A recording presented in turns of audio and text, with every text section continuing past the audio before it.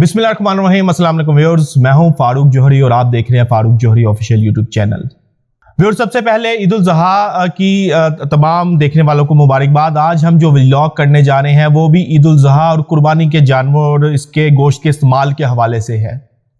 हमने इस हवाले से बहुत से जो है उलमाए दीन से राब्ता किया, उनसे जो है तमाम डेटा इकट्ठा किया और बहुत से मौलजीन से राब्ता किया, जिनमें प्रोफेसर्स ऑफ मेडिसिन और प्रोफेसर शामिल थे, जिन्होंने हमें बताया कि कुर्बानी के गोश्त को किस तरह से इस्तेमाल करना चाहिए। सबसे पहले हम आते हैं जो हमने उलमाए दीन के साथ राब्ता किया, उनसे गुफ्तगू की और उन्होंने जो चीदा मसाइल बताए कुर्बानी के हवाले से, हम चाहते हैं कि वो आप भी सुने और आप तक भी जो है हम उनकी बात को लेकर उनकी बात आप तक भी पहुंचाएं। सबसे पहले कुर्बानी के जानवर के हवाले से बात करते हैं कि कुर्बानी के जानवर की उम्र कितनी होनी चाहिए। कुर्बानी के जानवर का जो दुम्बा है, बकरा है, बकरी है, जो इस कैटेगरी के जानवर हैं, उनकी उम्र 1 साल उलमाए किराम ने कहा है कि 1 साल होनी चाहिए। यानी कि कुर्बानी का जानवर जो दुम्बा, भेड़, बकरी जो है वो दोंदा होना चाहिए। अच्छा, इसमें भी दो तरफ जो है वो मामला चला जाता है। दो कैटेगरीज हैं। बकरा और बकरी के लिए तो लाजमी है कि वो दोंदा हो, 1 साल का हो, लेकिन उलमा इकराम ने हमें बताया है कि अगर दुम्बा, छतरा और जो भेड़ है, अगर वो इतनी मोटी हो, फरबा हो कि वो 1 साल की लगे, यानी कि तंदुरुस्त और तवाना लगे, तो उसकी कुर्बानी भी जायज़ है, जिसको हम अमूमी तौर पर खीरा कहते हैं।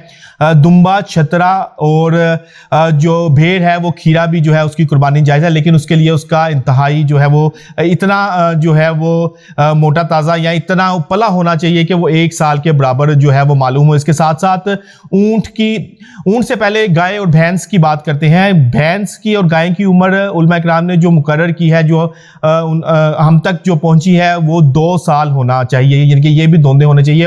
और ऊँट की उम्र के हवाले से कहा गया है कि ऊँट कम से कम 5 साल का होना चाहिए। इससे कम उम्र के जानवर की कुर्बानी जो है वो जायज़ नहीं है। कुर्बानी इससे कम उम्र के जानवर की नहीं लगती। इसके बाद उलमा इकराम ने जो हमें बताया, उन्होंने बताया कि कुर्बानी के जानवर के लिए चूंकि कसाई ने तकबीर पढ़नी होती है, इसलिए बेहतर है, बल्कि ज़रूरी है। बाज़ उलमा इकराम ने इसको कहा कि बेहतर है और बाज़ उलमा इकराम ने कहा कि ज़रूरी है कि कसाई का मुसलमान होना लाजमी है। इसके बाद आ जाते हैं कि गाय, भैंस, बकरा, इनके कितने हिस्से होने चाहिए।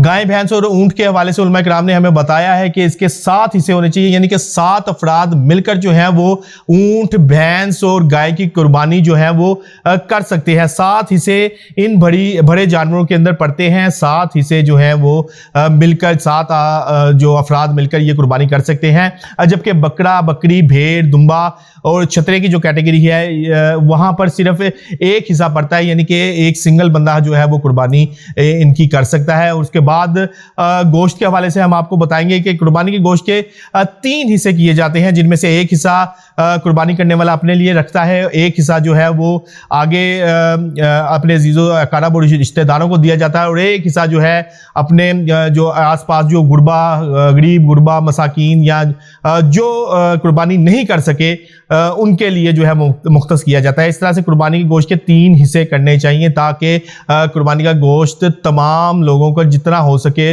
पहुंच जाए और इसका जो है वो स्वाब जो है वो कुर्बानी करने वाले फ़र्द को मिलता रहे। इसके बाद हम आते हैं, हमने मारूफ प्रोफेसर्स ऑफ मेडिसिन, मारूफ डॉक्टर से भी इस हवाले से बात की कि रेड मीट का इस्तेमाल किस तरह से किया जाए, किस तरह से जो है कुर्बानी के गोश्त को यूटिलाइज किया जाए। तो उन्होंने कहा कि जब बकरा ज़िबा होता है तो थोड़ी देर तक इसको परा रहने दिया जाना चाहिए, इसकी खाल को फौरी तौर पर नहीं उतारना चाहिए। उसके हवाले से हमने जब पूछा कि ऐसा क्यों है, तो उन्होंने कहा कि कुर्बानी के जानवर को जब ज़िबा किया जाता है तो एक गोश्त के अंदर मेटाबॉलिज्म का अमल होता है, वो तकरीबन आधे पौने घंटे बाद जो जाकर मुकम्मल होता है। उसके बाद जो है कुर्बानी के जानवर की खाल को उतारना चाहिए।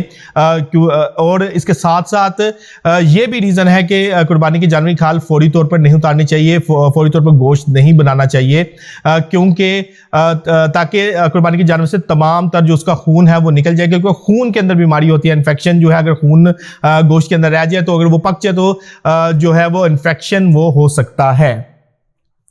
इसके साथ साथ जो मारूफ प्रोफेसर्स हैं, मारूफ डॉक्टर्स हैं, उन्होंने हमें ये बताया कि कुर्बानी के जानवर को गोश्त को अगर आप फ्रीज करते हैं تو ڈیپ فریز کر کے اس کو دوبارہ فریز مت کریں، یہ انتہائی جو ہے وہ مضر صحت ہو جاتا ہے، انتہائی جو ہے خطرناک ہو جاتا ہے اور یہ صحت کے لیے اچھا نہیں ہے۔ اس کے ساتھ انہوں نے ہمیں بتایا کہ قربانی کے جانور کا جو ریڈ میٹ خاص طور پہ بیف جو ہے وہ cholesterol, high blood pressure, sugar اور دل کے امراض پہ مبتلا جو لوگ ہیں وہ خاص طور پر جو ہے وہ نہ استعمال کریں، یا بہت جو ہے وہ تھوڑی مقدار میں استعمال کریں۔ اور جو گردے کے امراض میں مبتلا لوگ ہیں، ہمیں ڈاکٹرز نے بتایا ہے کہ جن کا یوریا ہائی ہے یا جن کا کریٹینائن ہائی ہے، وہ تو کسی صورت قربانی کے گوشت کے پاس بھی نہ جائیں، کیونکہ اس سے ان کی جو ہے وہ صحت متاثر ہو سکتی ہے، ان کے اندر جو یوریا یا کریٹینائن کی جو ریشو ہے وہ مزید بڑھ سکتی ہے۔ اور کچھ یعنی کہ ڈاکٹرز جو پروفیسرز آف میڈیسن اور پروفیسرز نے ہمیں یہ بھی بتایا کہ قربانی کے گوشت کے ساتھ کولڈ ڈرنکس کا استعمال کسی صورت نہ کریں، اس سے جو ہے وہ طبیعت خراب ہو سکتی ہے۔ اور قربانی کے گوشت کو جو ریڈ میٹ ہے اس کو بھون کر نہ کھائیں، بلکہ اس کو اچھی طرح پکا کر کھائیں۔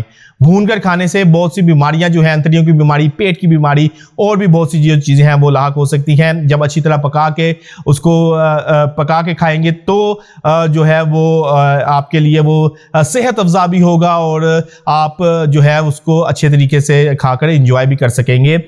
تو ویورز آج ہم نے آپ کو چونکہ عید الاضحیٰ کی آمد ہے، کل عید ہے، اس حوالے سے ہم نے آپ کو علماء اکرام کیا کہتے ہیں قربانی کے حوالے سے اور ڈاکٹرز کیا کہتے ہیں قربانی کے حوالے سے، اس حوالے سے ہم نے آپ کو آگاہ کیا۔ یہ موٹی موٹی یعنی کہ چیدہ چیزیں تھیں جو ہم نے آپ کو بتائی ہیں۔